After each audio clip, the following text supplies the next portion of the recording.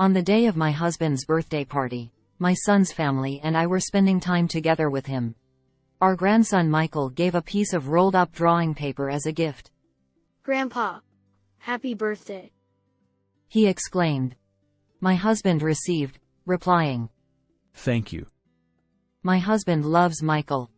We always frame and display the drawings Michael gives us. I was excited to see my husband's reaction to Michael's gift on this special day. With a tender smile, my husband carefully began to unwrap it. However, as soon as he saw the drawing, he crumpled it and threw it aside. Shocked, I quickly picked it up and unfolded the wrinkled drawing, revealing a portrait of my husband. "What are you doing? Apologize to him," I exclaimed, frustrated by his reaction. Despite the effort Michael put into the drawing, my husband seemed angry. "Don't you notice?" he said quietly, then lifted the hem of Michael's shirt, revealing something underneath. "My name is Nancy. I'm a 55-year-old housewife. I met my husband, Jason, through a friend, and after about 2 years of dating, we got married.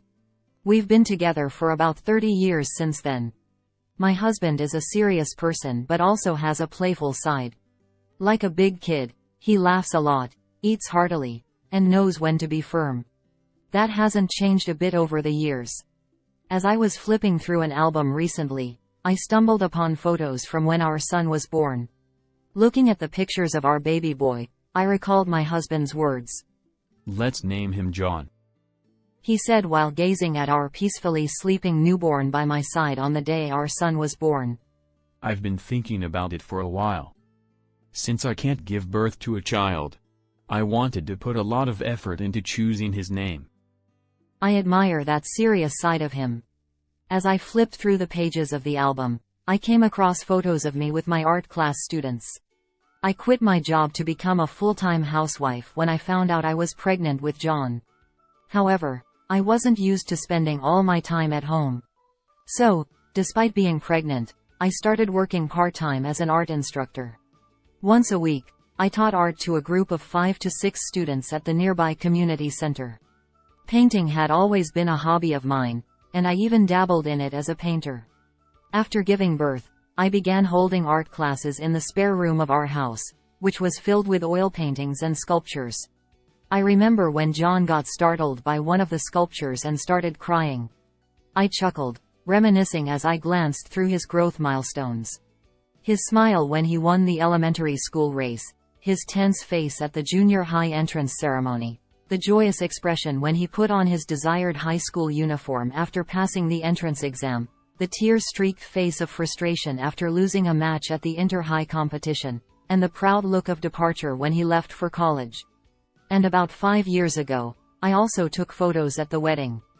Beaming with a smile like never before, he walked alongside Amy, his partner. Amy, with her chestnut hair adorned with a lovely tiara, also walked next to John, wearing a smile. My husband and I thought they were a perfect couple, and our relatives blessed them with admiration. It's said that Amy fell for John at first sight and made the first move, which sparked their relationship. When John introduced her to us, we learned that Amy was more of an athletic type. "Amy used to play soccer too," John mentioned. "Oh, really? That's surprising," I replied. Amy chuckled. "I get that a lot. People are often surprised because I don't seem like I'd be into sports." "So you like soccer?" The conversation flowed endlessly, discussing favorite teams, positions played, and more. While I'm not well versed in soccer, my husband eagerly engaged in the conversation.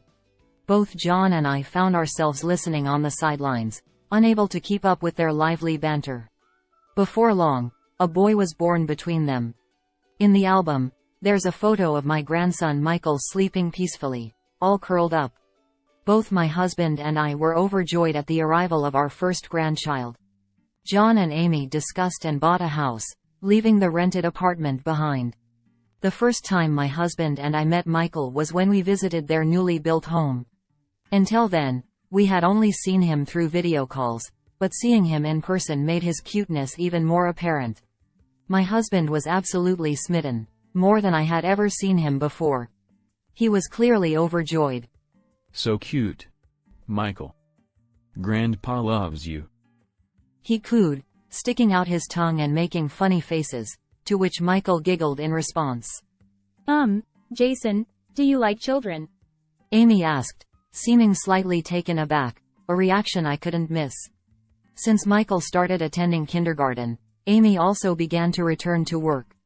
The distance from John and Amy's house to ours is about an hour by car. The two working parents would often drop off Michael at our place on days when there was no kindergarten. Sorry for the inconvenience, Amy said apologetically, impeccably dressed in her suit and with her business makeup on. It's fine, my husband enjoys spending time with him, I reassured her. Michael. You're here again. What do you want to play today? My husband exclaimed. Come on out, Michael. Grandpa is ready to play. Amy urged him, seeming to sense his shyness. At first, Michael seemed a bit shy, hiding behind Amy. However, drawn in by my husband's playful nature, he gradually warmed up and began to play more freely. He wandered around the house, exploring every nook and cranny. While my husband briefly looked away, Michael wandered into the art classroom. It happened to be the day when students were starting to gather, one by one. Michael, what's wrong? I asked. Weird face. Michael pointed towards me. I was momentarily surprised, but he was referring to the still life sculpture I was holding. Oh, this thing. I chuckled. Surrounded by the gathering students, Michael became shy again and quickly left the room as if to escape. You have a cute grandson. As the students jokingly commented on my grandson's cuteness, we continued with the still life drawing for the day and eventually wrapped up the class. While tidying up the classroom, Michael returned once again. He looked embarrassed as he peeked from behind the door, glancing over at me. What's up? I asked, and hesitantly, he replied. I came to see the weird face. It seemed he was referring to the still life sculpture from earlier. I retrieved it from its original spot on the shelf and brought it down to Michael's eye level.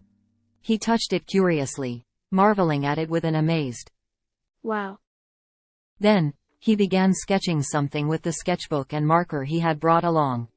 It vaguely resembled the still life sculpture. Could it be? Michael, do you like drawing? I asked. Yeah.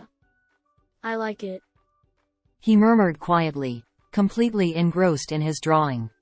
Since then, whenever I took care of Michael, I mostly brought him to this room. Of course, my husband felt lonely without us.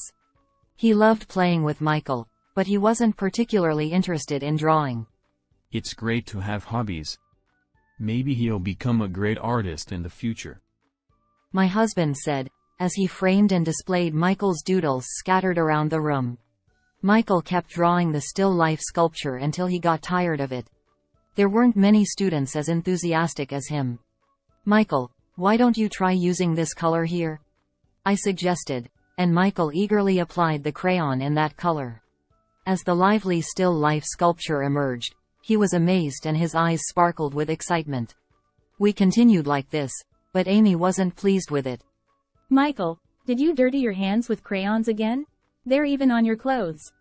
Whenever she came to pick him up, her angry outbursts were inevitable. Don't be so upset. Crayon stains wash out easily with water. I reassured her. How did you let it get to this point? Please pay more attention. Amy's anger wasn't solely because of this. As someone who loved soccer, she wanted Michael to play soccer too. That's why she didn't like me teaching him art. He's always drawing at home. It's because of you. Amy, that's not true. It's Michael's personality. No, it's because of you. That's why he can't get good at soccer. With frustration, Amy angrily took Michael's hand and left. Michael goes to the soccer club twice a week, accompanied by Amy.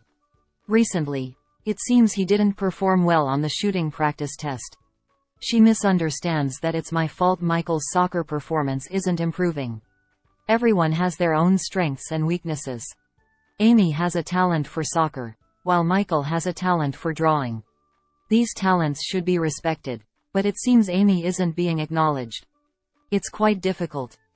Amy will understand someday. Despite her husband's words, Amy's insistence on soccer for Michael only increased. One rainy day when Michael came home, he looked tired and sleepy. I asked what was wrong, as he's usually full of energy. I did workouts. So I'm tired. Workouts?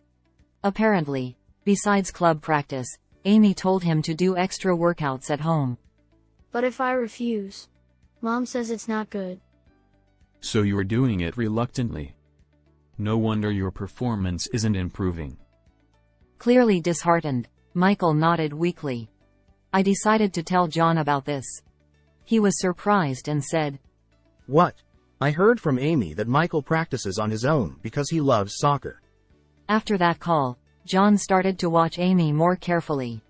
Amy isn't scolding Michael to make him do workouts, but she seems to be pushing him towards self-practice with a stern tone. Hurry up.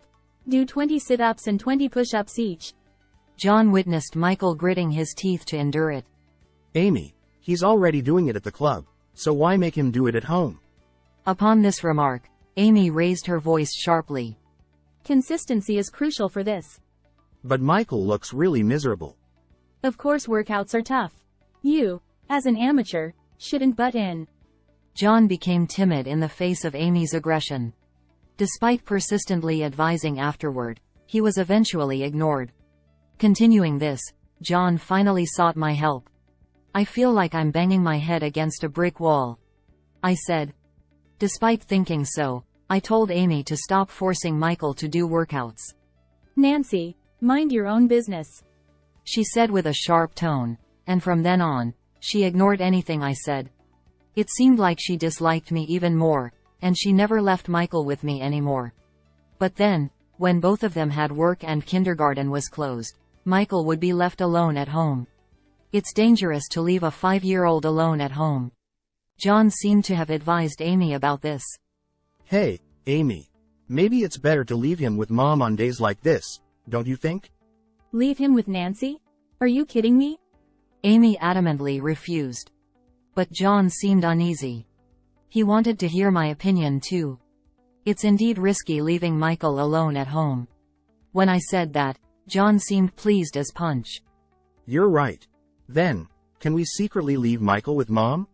I don't mind, but if they secretly left Michael with me, it would create secrets between John and Amy. Thinking about it, I didn't feel right. But meeting my grandson was a joy, and when we drew pictures together, I forgot all about it.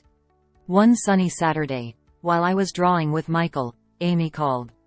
Michael, he's with you, right? What? I couldn't hide my surprise. How did she know? John has been acting strange lately, so I checked his phone. At first, she thought he might be cheating, but that wasn't the case. I found messages with Nancy. Something about leaving Michael or something. Leaving Michael alone is dangerous. I tried desperately to explain, but Amy wouldn't listen. I'll give John a piece of my mind when he gets back. Just stay out of our business. She hung up abruptly, leaving me frustrated. I never imagined we'd end up in such a situation with my daughter-in-law. How long will this situation last? It felt like wandering around searching for an invisible exit. Despite Amy continuing to be harsh with John, he still brought Michael home without hesitation. I get it now. Michael prefers drawing to soccer. A determination to protect what's important shone in his eyes. Seeing that, I felt a surge of courage in my heart too. I decided to focus on nurturing Michael's individuality. That's when I started to feel hopeful again. Several months had passed, and it was the time when many flowers were in bloom, marking my husband's birthday. On this day, as usual, I lined up my husband's favorite dishes on the table and invited the John family to celebrate. It feels a bit lonely just the two of us, doesn't it? It's better with more people after all, I remarked. When the Johns arrived on time, the party began. As we chatted about recent events and enjoyed the food, I noticed Michael's demeanor. He was fidgeting and hiding something behind him, like a piece of drawing paper. Michael, did you bring a present for Grandpa today? Amy said cheerfully, encouraging him. Come on, be brave. Go ahead and give it to him, she urged. However, Michael seemed embarrassed, fidgeting and looking down. So my husband gently approached him, as if offering a helping hand. Did you draw something? Would you like to show it to Grandpa? He asked softly. Michael then unfolded the rolled-up paper and showed it to him. Grandpa, happy birthday. Michael exclaimed.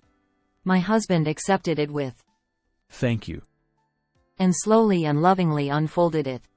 A present from his beloved Michael would surely be special to my husband. Just as I was curious about what was drawn, and leaned in to take a peek, my husband, upon seeing the picture, crumpled it up instantly. Then, trembling, he crumpled it up even more and tossed it aside. Hey, what's going on? I quickly picked it up and unfolded the crumpled picture. It appeared to be a portrait of my husband. What are you doing? Apologize. I lashed out in anger, despite his likely sincere efforts in drawing it.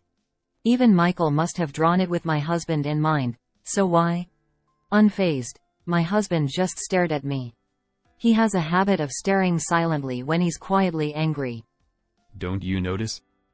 He said as he grabbed the hem of Michael's clothes and swiftly lifted it right there. Whoa. Michael was startled, nearly falling backward, but managed to hold himself. Underneath the lifted clothing were several small blue bruises. Huh. What's this? I looked at my husband. He gestured towards the paper with his chin, urging me to look. On the paper was a portrait of my husband. However, upon closer inspection, the mole's position and the shape of the nose were subtly different. There were also blue spots-like marks on the lower part of the body below the portrait. Moreover, in the corner of the paper, the words, "Help me," were drawn small. I had a terrible feeling. Could those blue marks represent bruises on Michael's body? Was someone being harmed by being forced to draw portraits? As this thought crossed my mind, I looked at my husband, who nodded deeply. It seemed he was thinking the same thing. Someone was harming our grandson. Feeling the danger to our beloved grandson, my husband crumpled the picture in anger. Why on earth? As my husband trembled with anger, John, puzzled, approached. Mom, Dad, what's going on? When John came and saw Michael, he was shocked by his pitiful appearance. Michael, what happened to those bruises? I must have looked pale. With a sinking feeling, I showed John the drawing Michael had made. John was also surprised. This isn't Dad. And he raised his voice. What's the meaning of this? Tell the truth. Michael was startled and burst into tears. Seeing this, Amy rushed over, holding Michael protectively. Stop it. These bruises are from soccer practice. Mom, you're lying. For the first time, Michael rejected Amy and pulled away from her grasp. Mom and the teacher, they bullied me. John, my husband, and I were all confused. The portrait? I don't even know that person. Mom made me do it. With each word, Michael cried harder. Amy looked flustered. Well. And she started to speak. Meanwhile, Michael confessed everything. Amy instructed to draw a portrait of Grandpa for the birthday party. However, the person in the photo she showed Michael was an unfamiliar man. Despite refusing to draw it, she was told to draw the portrait of that person. Michael was convinced it was the new grandpa and was ordered to present it to my husband at today's birthday party. After hearing everything, the gaze of me, my husband, and John all turned to Amy, demanding an explanation. As she realized that everyone there was on Michael's side, she sighed in resignation. I found someone to be Michael's new father.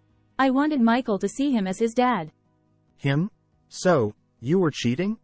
We were already planning to be together.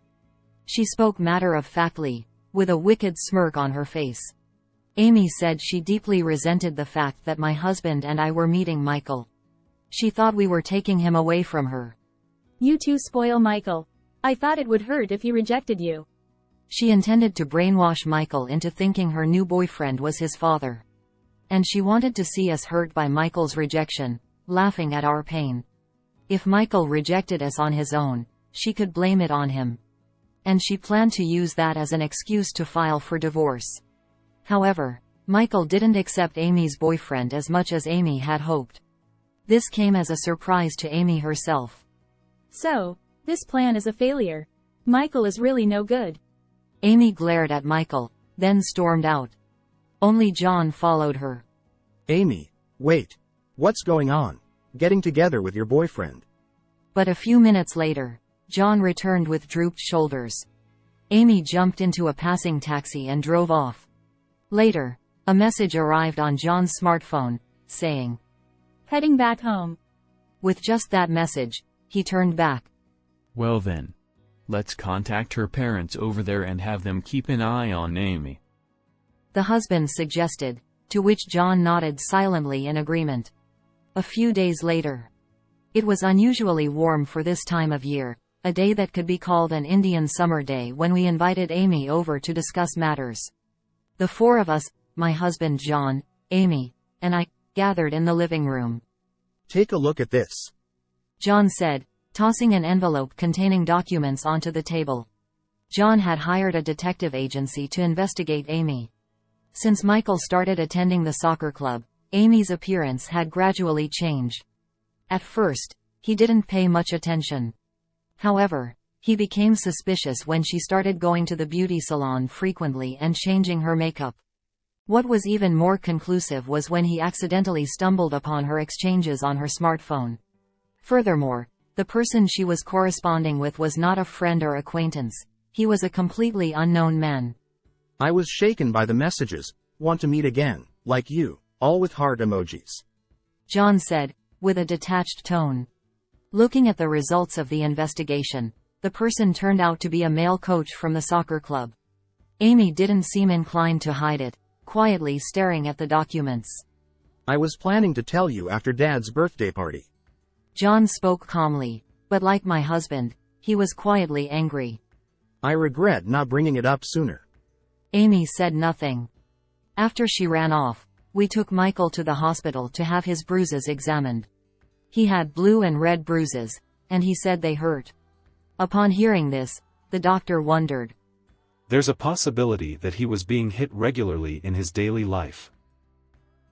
Was he being hit every time he went to the club twice a week? Or was Amy hitting him while he practiced at home? Michael remained silent, his lips sealed. Amy, were you silencing him? I would never do such a thing. Bullying Michael while having an affair elsewhere. I misjudged you. I just needed some time for myself. That's why. Don't give me that nonsense. John reprimanded her, and he handed her a green paper. Divorce. Write this and leave. Fine, whatever. Without hesitation, Amy wrote her name. At that moment, the sound of a car pulling up outside could be heard. Amy looked puzzled, but when I ushered them inside, her expression froze. Why? Why are Mom and Dad here? Arrangements have been made for you to be handed over to your parents. Before Amy could say anything, she was dragged out by her parents. All that remained was the sound of the car driving away. The next day, John submitted the divorce papers to the city hall, and they were accepted without issue. Then, with the help of an acquaintance who recommended a lawyer, he pursued compensation from Amy and her affair partner. After paying the compensation, Amy found it difficult to continue working at her company due to the affair being exposed internally, so she resigned. Her affair partner faced more consequences than just paying compensation. The fact that he was having an affair with a club member's mother became known, and he was fired from the soccer club. As it was a relatively large club locally, rumors spread among the club members and related parents. The former coach became unemployed and continued to rely on Amy even after being with her. She supports him while working hard, even as a supermarket employee. Occasionally, we receive messages from her asking, Please let me meet Michael. But both John and I have decided not to respond. She's been issued a restraining order against Michael. It's unlikely to be lifted for the next 6 months. John sold the house he bought and moved in with Michael. Michael now lives with me and my husband. Grandma, Grandpa, look. Oh my, is that Grandpa? Let me see. Michael proudly showed us the finished painting. It depicted a large smiling face of my husband. The mole's position and the shape of the nose were identical to his. You've done a great job. Let's frame it. As my husband eagerly got up from his seat, Michael grinned happily. He looked incredibly pleased. Michael's bruises improved rapidly once he came my home. The doctor even took an X-ray to check for any fractures, but fortunately, there wasn't even a single crack, which was a huge relief. Michael quit the soccer club and is now happily spending his time at kindergarten and at home. At home, I watch over Michael's growth while teaching him his favorite art. Even though the physical wounds on his young body have healed, there may still be some scars in his heart. That thought suddenly crossed my mind, and I became worried. Next, I'll draw Grandma. As he said that, he filled a piece of paper with my face. His carefree use of colors and gestures revealed his childlike creativity. As I watched him, I couldn't help but smile, realizing that my worries seemed to be unfounded after all.